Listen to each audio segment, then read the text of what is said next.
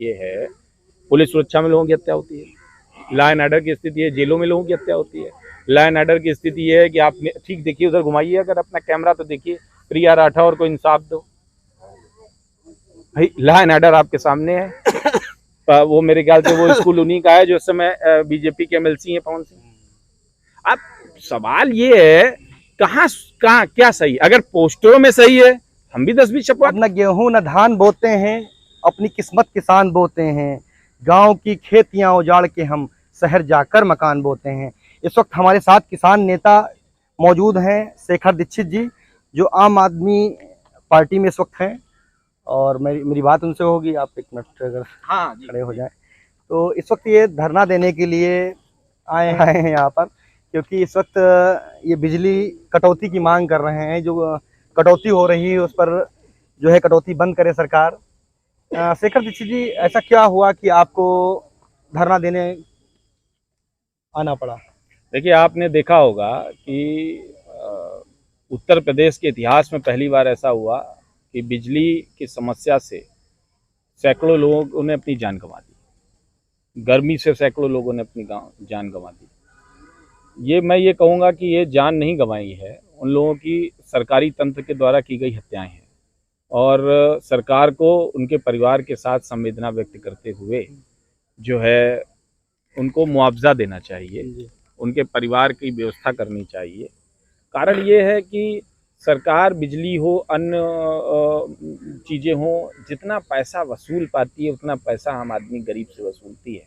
और इतनी वसूली के बावजूद अगर सुविधाएं नहीं दे सकती है तो ये गलती भी सरकार की है। दूसरी चीज़, मोदी जी में, योगी जी में ऐसे तो एक ही पार्टी के, पर पटती नहीं आपस में। भाई योगी जी ने कहा हम बिजली मंत्री अपना रखेंगे, मोदी जी ने कहा नहीं हम अपना रखेंगे। अब उन्होंने अपना रख तो दिया, तो कहने को बहुत बेहतरीन अधिकारी हैं, ब्यूरोक्रेट में उनको तमाम अच्छा मतलब पुरस्कार से सम्मानित, जिस हिसाब से जब वो ज्वाइन किए थे कि सब कुछ बदल देंगे, जैसे मोदी जी देश में सब कुछ बदलने वाले थे। आज ए के शर्मा के समय क्या है, आप बिजली में इतनी मौतें हो गई, उनका कोई जवाब नहीं आया। बिजली कर्मचारियों ने जो है प्रदर्शन किया, पहले ही कहा कि ऐसा होगा और बिजली भर्तियां कम है, उन पे पॉक्सा लगा दिया। तो देखिए, तो ए के शर्मा और योगी में पटती नहीं है। नहीं पटने के कारण हालत ये है कि उनकी कोई आदेश मानता नहीं है, अधिकारी सुनते नहीं है, और ये सब समस्याएं हो रही हैं। इसको भुगत कौन रहा है? आम जनता। तो मेरा तो ये कहना है कि भाई मोदी योगी सुलह कर लो और उत्तर प्रदेश का भला कर दो, और बहुत हो गया। इसे मतलब इस तरीके से मतलब कब तक परेशान करोगे? इन्हीं सब मुद्दों को लेके, बिजली कटौती को लेके जो लोग इसमें अपनी जान गंवाए हैं, उनके प्रति हमारी पूरी की पूरी श्रद्धा है, संवेदनाएं हैं।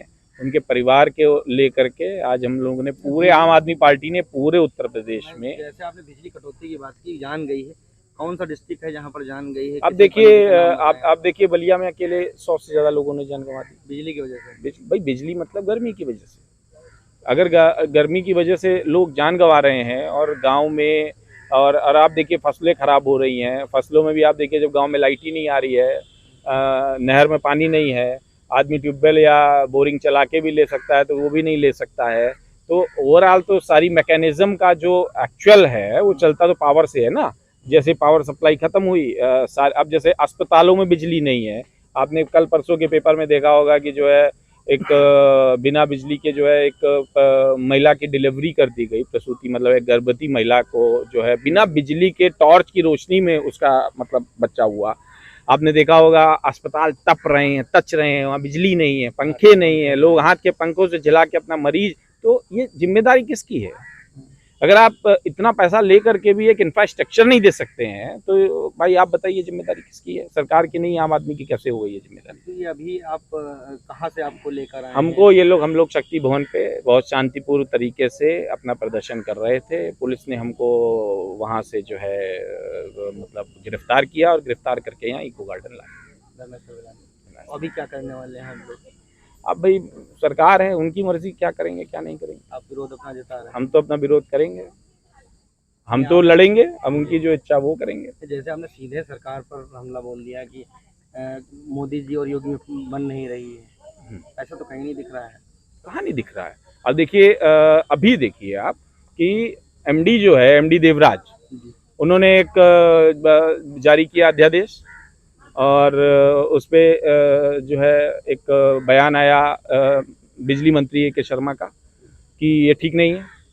आप देखिए, बिजली मंत्री की बात उन्हीं का एमडी सुनने को तैयार नहीं है। इसकी शिकायत कई बार आ चुकी है, न्यूज़पेपरों में लगातार है, लगातार।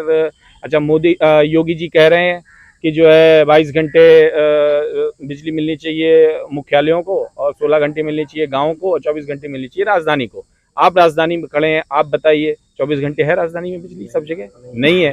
तो अगर मुख्यमंत्री की बात अधिकारी और उनके मंत्री नहीं मान रहे हैं, तो आप ये कैसे कहेंगे कि दोनों में बहुत बढ़िया तालमेल है? तालमेल नहीं है, तभी तो ये हालत है ना। विकास तो बहुत हो रहा उत्तर प्रदेश में। किधर हुआ है? लॉ एंड ऑर्डर बहुत अरे नहीं हुआ, किधर है?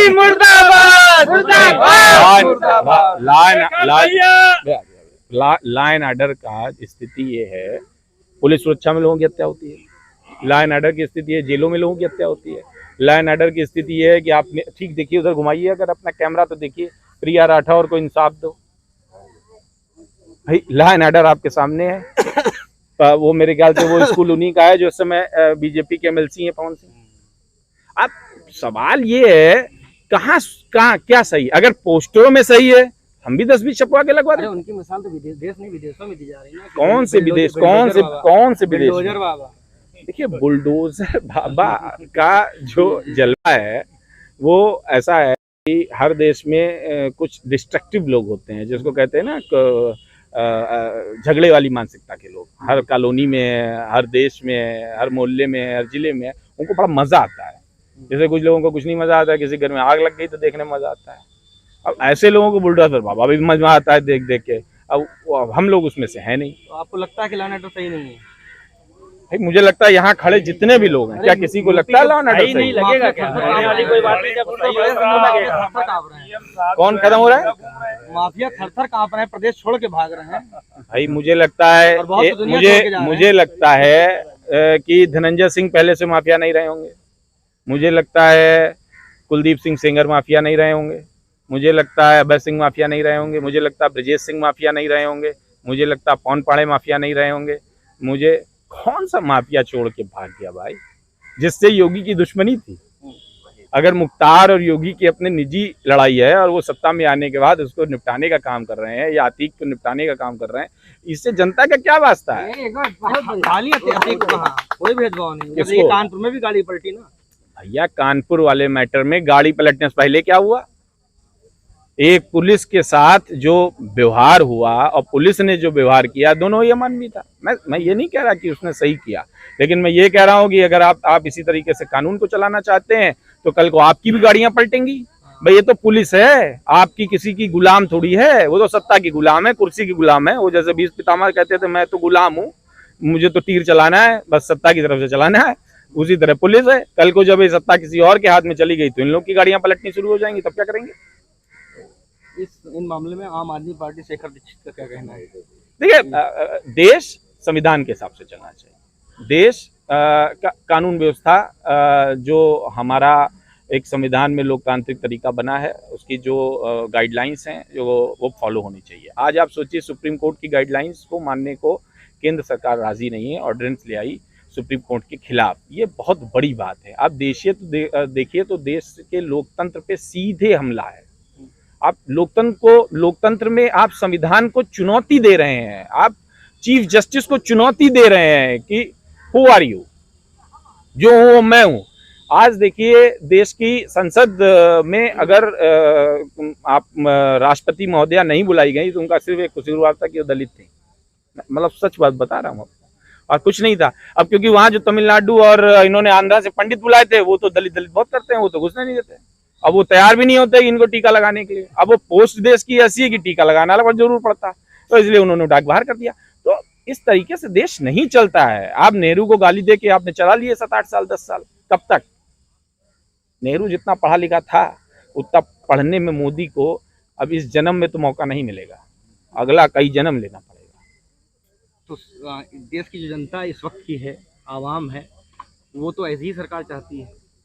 ऐसे देखिए, ऐसा होता है कि हमेशा कुछ ना कुछ ऐसा होता है कि लोगों को लगता है देश अब कभी रावण का राज्य था तो क्या मतलब सारी जनता रावण का राज्य चाहती थी। अब कभी महिषासुर का राज्य था तो क्या सारी जनता महिषासुर का राज्य चाहती थी। अरे हो गया, ठीक है, जनता से भी गलती हो जाती है, कभी कभी हो गई कुछ दिन के लिए। अभी जो आम आदमी पार्टी है उत्तर प्रदेश में 2024 में क्या क्या करने वाली है अभी? देखिए, हमारा काम है, गठबंधन में शामिल होगी? देखिए नहीं, गठबंधन का फैसला ऊपर वाले जाने, मुझे पता नहीं है। हमारा बहुत सीधा सा काम है, आम लोगों को अगर कोई समस्या होती है, कोई परेशानी होती है, हमारा फ़र्ज़ है, हमारा धर्म है कि अगर हम लोगों के लिए काम करते हैं, लोगों के लिए उन बातों को रखते हैं, तो हम उनको विरोध भी दर्ज कराएं और उस पर काम भी करें। ये हमारी नैतिक जिम्मेदारी है। इसके लिए कोई इसके लिए किसी राजनीति की ज़रूरत नहीं है, इसके लिए किसी चीज़ की ज़रूरत नहीं है। मैं कह रहा हूँ, आम आदमी पार्टी एक ऐसी देश में पार्टी है जो विपक्ष का रोल ईमानदारी से जितने हैं जहां हैं निभा रहे हैं। अच्छा, बिजली कटौती वाली जो अपनी बात अभी रखी है, बिजली कटौती अभी तो गर्मी में दिक्कत है इसकी, तो आम आदमी पार्टी भी क्या करेगी, धरना जारी रखेगी? हमने साफ कहा, हमने ज्ञापन भी दिया, हमने कहा है 10 दिन में अगर आपने समस्या ठीक नहीं करी तो हमने शुरुआत में आपको याद होगा बिजली के बढ़ते दामों के लिए आदरणीय सांसद संजय सिंह जी ने इसी मैदान में बहुत बड़ा प्रदर्शन किया था और योगी सरकार ने फिर बिजली में दामों में बढ़ोतरी नहीं की थी। हम पुनः करेंगे। हम जनता के हित के लिए लड़ते आए हैं, लड़ रहे हैं और लड़ते रहेंगे। ये थे शेखर दीक्षित जी, जो किसान नेता आम आदमी पार्टी, उन्होंने बड़ी देर बाकी से अपनी बात को रखा। तब तक के लिए बने रहिए मेट्रो फीचर न्यूज़ के साथ। मिलते हैं फिर किसी नए मुद्दे।